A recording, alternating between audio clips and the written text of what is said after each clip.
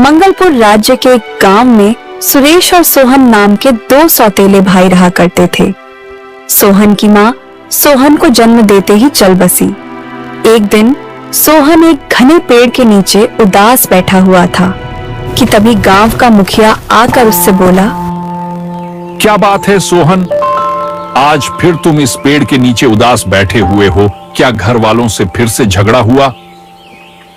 मुखिया की बात सुनकर सोहन उदास होता हुआ बोला, अब मैं आपको क्या बताऊं मुखिया जी, आप तो जानते हैं कि मुझे जन्म देते ही मेरी मां चल बसी और मां के गुजर जाने के बाद मेरे पिताजी ने दूसरा विवाह कर लिया, मगर दूसरी मां ने मुझे कभी अपना बेटा नहीं समझा।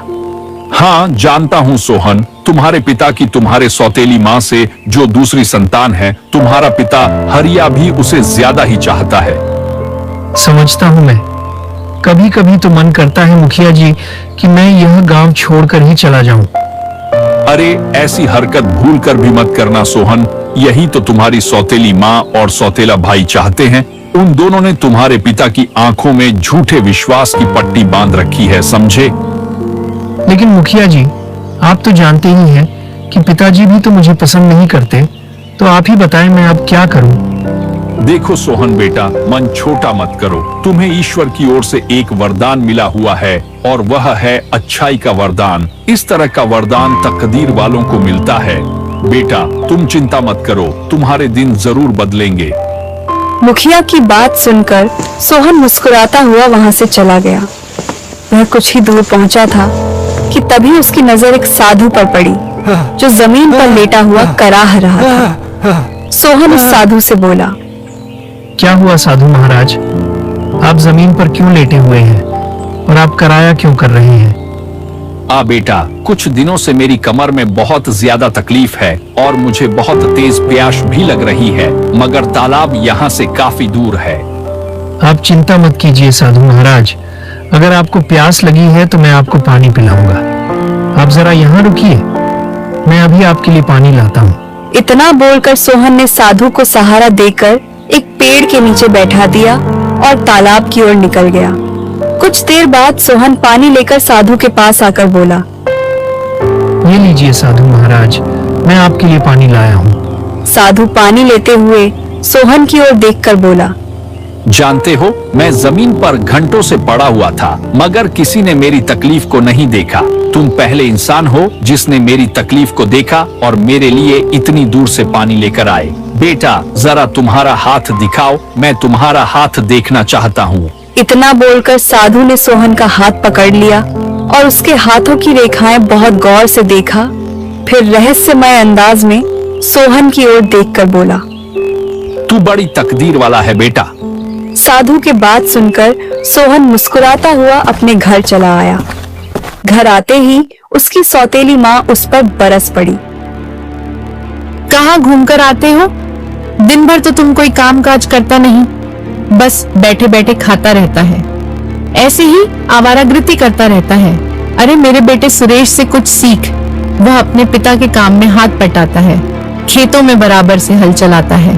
अपनी सौतेली माँ की बात सुनकर सोहन क्रोधित होते हुए बोला, वह खेतों में हल इसलिए चलाता है क्योंकि पिताजी उसे अपने हल से काम करने की इजाजत देते हैं, लेकिन जब बात मेरी आती है तो पिताजी मुझे खेत में देखना भी पसंद नहीं करते। वे शायद सोचते हैं कि मैं इस काम के लिए बना ही नहीं हूँ, या शायद उन्हें लगता है कि मैं उतनी मेहनत नहीं कर पाऊंगा जितनी वे चाहते हैं। हर बार जब मैं खेतों की ओर बढ़ता हूँ तो उनके चेहरे पर एक नाराजगी दिखने लगती है। हाँ हाँ, जानती हूँ कि तुम अपने पिता की नाराजगी को महसूस करते हो, लेकिन शायद तू अभी तक नहीं समझ पाया कि वह ऐसा क्यों करते हैं। वह तुझे मनहूस समझते हैं, समझा? क्योंकि जिस दिन तू पैदा हुआ था ना, उसी दिन तूने अपनी माँ को खा बैठा। उनके दिल में इस बात की गहरी चोट है, पर हर बार जब वह तुझे देखते हैं तो उन्हें उस दिन का दर्द याद आ जाता है। अपनी सौतेली माँ की जुबान से यह सब सुनकर सोहन बुरी तरह से क्रोधित होकर बोला, बस बहुत हो गया माँ, इसके आगे मैं और कुछ सुनना नहीं चाहता। खबरदार, जो मुझे माँ कहा, मैं तेरी कोई मावा नहीं, समझा? मेरा सिर्फ एक ही बेटा है और वह है सुरेश। ठीक है, मैं जा रहा हूँ और आज पिताजी से मैं बात करके ही रहूंगा। इतना बोलकर सोहन गुस्से से अपने खेत में चला गया, जहां उसका पिता अपने बेटे सुरेश के साथ बैठा हुआ था। सोहन गुस्से से अपने पिता से बोला, पिताजी, आज आपको मुझे बताना ही होगा कि आखिर मेरी गलती क्या है। क्यों आप मुझे सुरेश की तरह प्रेम नहीं करते? क्यों आप मुझे सुरेश की तरह खेत में काम नहीं करने देते? तुम्हारी परवरिश करना मेरी मजबूरी थी। तुमने पैदा होते ही अपनी माँ को मुझसे छीन लिया। तभी वहां पर वही साधु आ पहुंचा जिसकी कुछ देर पहले सोहन ने मदद की थी। साधु हरिया की ओर देखकर बोला, यह तुम क्या कह रहे हो? तुम शायद जानते नहीं कि तुम जिस पुत्र को मनहूस बोल रहे हो, तुम्हारा वह पुत्र कितनी बड़ी तकदीर वाला है। यह और तकदीर वाला, ये भला कैसे संभव है? हाँ, वह तो तुम्हें समय आने पर ही पता चलेगा। साधु की बात सुनकर हरिया के बगल में खड़ा हुआ सुरेश सोहन का मजाक उड़ाते हुए बोला, ये आप कैसी बात कर रहे हैं साधु महाराज? तकदीर वाला और यह, अरे जो पैदा होते ही अपनी माँ को खा गया और जो इस उम्र में आकर भी अपने माता पिता पर बोझ बनकर बैठा हुआ है, वह भला तकदीर वाला कैसे हो सकता है? अपने सौतेले भाई की जुबान से अपने लिए यह सब सुनकर सोहन की आंखों में आंसू आ गए। तभी साधु सोहन की ओर देखकर बोला, तुम्हें दिल छोटा करने की कोई आवश्यकता नहीं बेटा। जो लोग तुम्हारा मजाक उड़ा रहे हैं, वही लोग भविष्य में तुम्हारी प्रशंसा के पुल बांध देंगे। बस तुम्हें अपना हौसला कायम रखना होगा। तुम्हें किसी भी कीमत पर हिम्मत नहीं हारनी है। समय नजदीक है बेटा। इतना बोलकर साधु वहां से चला गया।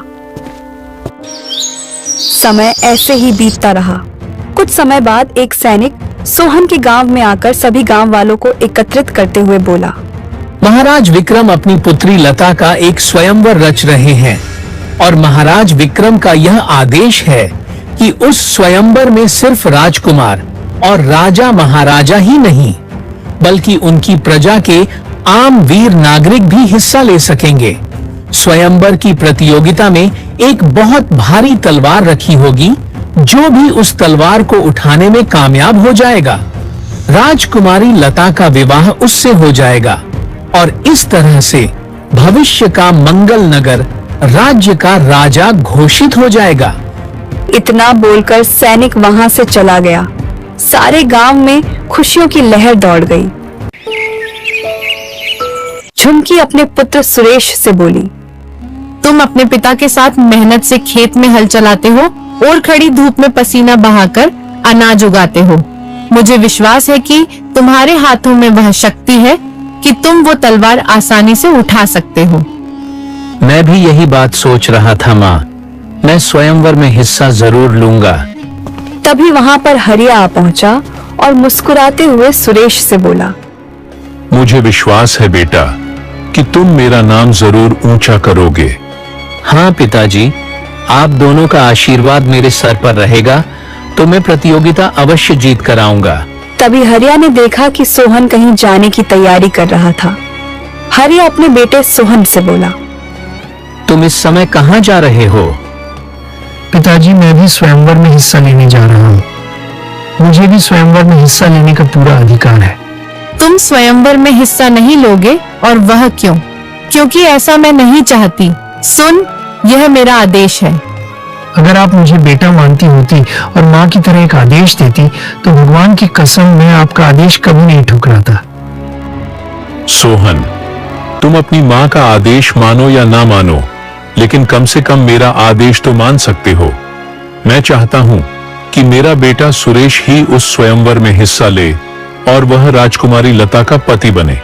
ठीक है पिताजी, मैंने आपकी कोई भी बात आज तक नहीं टाली। अगर आपकी यही मंशा है तो फिर मैं स्वयंवर में हिस्सा नहीं लूंगा।